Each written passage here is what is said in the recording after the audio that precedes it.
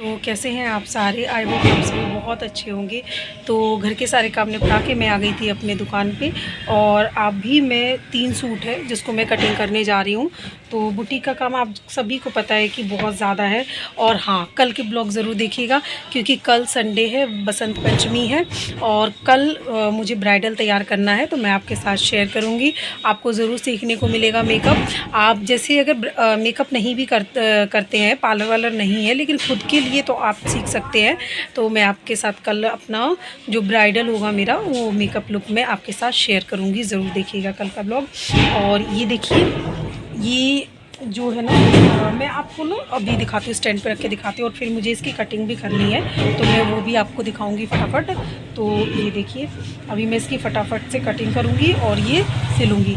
देखो ये ना, एक तो देखो ये ग्रीन कलर का है, ठीक है, एक ये ब्लू कलर का है और एक ये वाला है। मतलब 2 इसमें सूट सलवार है, एक कुर्ती है और ये एक ही कस्टमर के हैं तो ये मुझे कल देना है। और अभी मुझे ये फटाफट इनको कट करके और स्टिच करना है जल्दी से। तो फ्रेंड्स, आज मुझे बहुत सारा काम है और जैसा कि आप सभी को पता है कि सिलाई का काम इतना ज़्यादा रहता है ना मेरे पास, बहुत ज़्यादा। अभी ये 3 सूट है जिसमें से मतलब एक तो कुर्ता है और 2 सूट सलवार है और इनको मुझे स्टिच करना है आज क्योंकि कल ये जाएगा।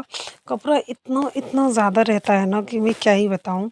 और फ्रेंड्स, आज मैं आपको बताऊँगी कि देखो, आज के टाइम पे ना अपने पैरों पे खड़ा होना कितना ज़्यादा इम्पोर्टेंट है। चाहे देखो काम कोई भी हो, काम छोटा बड़ा काम काम होता है, काम कोई सा भी हो, आपको अपने पैरों पे खड़ा होना ये बहुत ज़्यादा ज़रूरी है। और रही सिलाई की बात, तो सिलाई का काम कोई छोटा काम नहीं है। आप आराम से घर बैठे भी, अगर ये काम एक ऐसा काम है ना जो बिना इन्वेस्टमेंट के आप इसमें आराम से 1,000-500 रुपये घर में बैठे-बैठे कमा सकते हो, अगर आपका काम अच्छा है। तो आज मैं आपको बताऊँगी कि अगर आपके कस्टमर नहीं आते हैं, तो ऐसी वो कौन-सी ट्रिक है जिससे आपके कस्टमर आएँ, आपका काम चलने लगे और आपका काम चले तो फिर आप उसको कैसे हैंडल करें और कैसे आप ज़्यादा से ज़्यादा कपड़े सिलें। तो देखो, सबसे पहले आपको तो अगर आपको के पास कस्टमर नहीं आ रहे, तो मैंने पहले भी अपने वीडियो में बताया है कि सबसे पहले अगर आप होम बुटीक चलाते हो तो मशीन को ऐसी जगह पे रखो जहाँ से मशीन दिखे, है ना? और ताकि लोग आते, और जब सिलाई करा करो तो वो कोशिश करो, आपका अगर कोई बाहर का कमरा है तो वहाँ पे बैठ के करो ताकि लोगों को दिखे, तो आपके पास जो है ना देख के भी कि हाँ वो सिलाई करते हैं तो कस्टमर आएंगे। बोर्ड ज़रूर बनाओ, अगर आपका होम बुटीक है ना, तो बोर्ड में ज़रूर इन्वेस्टमेंट करो और अच्छा खासा इन्वेस्टमेंट करो। मतलब बढ़िया सा बोर्ड बनवाओ, ये नहीं कि कोई छोटा सा। उस बोर्ड में आप पिक्चर्स भी लगवा सकते हो, लिखवा भी सकते हो सुंदर सुंदर राइटिंग में, तो वो बहुत सुंदर लगेगा और बहुत इफ़ेक्ट करेगा, आपके काम और ज़्यादा आएँगे। ये सारे तरीके हैं जिससे आपका जो काम है ना वो आएगा, और आपका व्यवहार और आपका, और जो सबसे इम्पोर्टेंट है वो ये कि आपका काम, आप इन सब चीज़ों के साथ-साथ ना आपका काम भी अच्छा होना चाहिए, तभी आपका काम जो है सिलाई का वो बार-बार आएगा। और अब मैं आपको बताती हूँ कि आप अपना सिलाई के काम को कैसे मैनेज कर सकते हैं। तो उसके लिए आप क्या कर सकते हैं, अभी देखो कि जैसे ना मुझे अभी ये जो 3 सूट है ना वो एक ही मतलब कस्टमर का है। तो मैं क्या करूँगी, बस सिर्फ़ 1 सूट मैं कटिंग करूँगी, और क्योंकि अगर प्लेन होता तो मैं तो इकट्ठे रख के भी काट लेती। तो हम क्या करेंगे, सिर्फ़ 1 सूट की मैं कटिंग करती हूँ और उसके बाद बाकी के सूटों पे ना बस वही रख रख के और मैं कट कर लूँगी। तो इससे क्या होता है, हमारा टाइम बचता है, और जब आपका ये जो टाइम बचेगा, इतनी देर में आप कोई और कपड़ा सिल सकते हो। कम से कम ब्लाउज़, अगर ब्लाउज़ सिल रहे हो तो ब्लाउज़ निकाल लोगे, सूट सिल रहे हो तो सूट निकाल लोगे। तो ये वो ट्रिक है जिससे आप कम से कम समय में अपना ज़्यादा से ज़्यादा काम कर सकते हैं। तो जैसे देखो, मैं जब ब्लाउज़ भी सिलती हूँ ना, अगर एक ही कस्टमर के हैं, तो मैं क्या करती हूँ कि इकट्ठे सब अस्तरों को अच्छे से पहले आप प्रेस कर लें और फिर कटिंग करें। तो ये इससे आपका काम ना बहुत और फिनिशिंग के साथ होता है और आपका काम जो है ना बहुत अच्छा होगा और आपका काम और बढ़ेगा। तो सारे अस्तरों को आप पहले प्रेस कर लें, फिर इकट्ठे उनको फ़ोल्ड करके कटिंग करें। आपका एक ही बार में 3, 4, 5 जो भी ब्लाउज़ है, वो इकट्ठे कट जाएगा। मैं तो अभी वेडिंग सीज़न वग़ैरह होता है ना, तो एक ही इंसान के मतलब एक ही कस्टमर के बहुत सारे आ जाते हैं ब्लाउज़ वग़ैरह, या कभी किसी के सूट ज़्यादा आ जाते हैं, 3-3, 4-4, 5-5 एक ही इंसान के सूट होते हैं। तो मैं क्या करती हूँ, बस एक कटिंग करती हूँ सूट में, बाकी सब रख-रख के बाकी को भी काट लेती हूँ। ब्लाउज़ों को तो मैं इकट्ठे ही बस अस्तर को लगाया ते 3-4 अस्तर जितने भी हैं, और उनको इकट्ठे ही काट लिया। तो इससे ना आपका जब टाइम बचता है और आप एक ही, और आप ना मतलब उतने टाइम में कुछ और सिल लोगे और आपकी जो स्पीड है सिलाई की और ज़्यादा बढ़ेगी। दूसरा, आपको ना सिलाई करते टाइम ये ध्यान रखना है कि आपको कटिंग एक साथ करनी है। मतलब ये नहीं करना कि पहले एक सिला, फिर उसके बाद फिर कटिंग करने बैठे, फिर एक सिला, नहीं।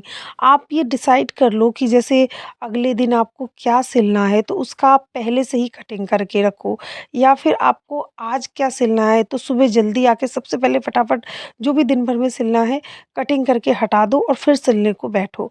तो इस तरीके से ना आप टाइम की बहुत बचत करोगे और सिलाई की स्पीड आपकी और ज़्यादा बढ़ेगी।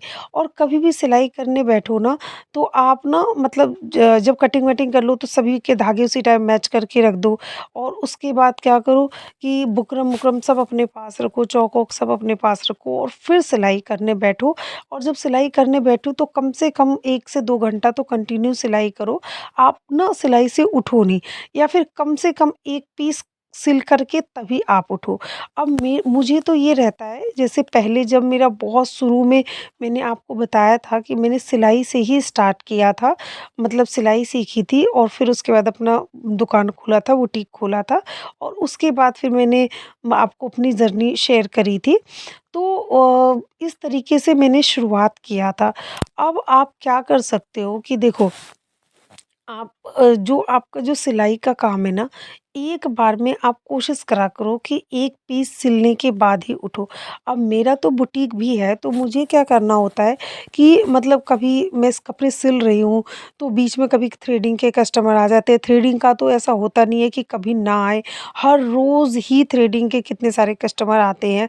फेशियल का कभी ऐसा हो सकता है कि कभी आते हैं, कभी नहीं भी आते। कभी फेशियल मतलब रोज़-रोज़ नहीं आता है फेशियल, कभी 1-2 दिन में, या कभी एक ही दिन में भी 2-3 ऐसे भी होता है। पार्लर का काम तो ऐसे भी होता है और कटिंग भी होता है। अब जैसे कि ना आज भी एक कटिंग था, और इस तरीके से ना काम बहुत ज़्यादा रहता है, और कल मेरी ब्राइडल भी है सुबह मॉर्निंग के टाइम पे। तो सिलाई में मुझे इस तरीके से थोड़ा बहुत वो थोड़ा मुझे डिस्टर्ब होता है, लेकिन डिस्टर्ब मैं नहीं कह सकती हूँ, आखिर वो भी मेरा काम है और उससे भी मुझे इनकम होता है। तो ये सिर्फ़ एक इनकम का ज़रिया है। तो फ्रेंड्स, आप भी ऐसा कर सकते हो। देखो, मैं अकेले अपना बुटीक, पार्लर सब सँभाल सकती हूँ, तो आप भी कर सकते हो। या देखो, कभी भी ना अपने आप को कमज़ोर नहीं समझो। आप अपनी ज़िंदगी में ना कुछ भी कर सकते हो। कभी-कभी हम जो महिलाएँ होती हैं ना, हम क्या सोचते हैं कि हमसे ये काम नहीं होगा। हम दूसरे के ऊपर ना ज़्यादा डिपेंड रहते हैं। मैं फ़िलहाल तो नहीं हूँ, लेकिन पहले मैं भी ऐसी ही थी। बहुत ज़्यादा डिपेंड हूँ, मतलब रहती भी नहीं थी कह सकते, लेकिन माइंड थोड़ा-सा रहता है कि कोई हमारे लिए कर दे, और हम हर चीज़, हम सब काम करना जानते भी हैं, तब भी हर चीज़ पूछेंगे, हर चीज़ का मतलब बहुत सारी चीज़ें होती हैं। लेकिन देखो, आपको अगर अपनी ज़िंदगी में ना तकलीफ़ों से बाहर निकलना है, तो उसके लिए आपको ही कदम बढ़ाना पड़ेगा। कोई काम छोटा-बड़ा नहीं आता है होता है। आपको जो काम आता है, आप वो करो, तभी आप अपने जीवन में आगे बढ़ सकते हो। अब देखो कि मैंने ये कटिंग-वटिंग कर लिया है, और ये कल क्योंकि बसंत पंचमी भी है, तो मैं ये सारे ना जितने भी मेरे गुलाल के पैकेट पहले रह गए थे, तो इसको मैंने अच्छे से पैक करके रख दिया था, और मैं इसको दुकान में लगा देती हूँ, कल ये काम आएगा। तो फ्रेंड्स, आई होप आपको ये वीडियो पसंद आया हो। वीडियो पसंद आया तो वीडियो को लाइक करना। Okay, bye.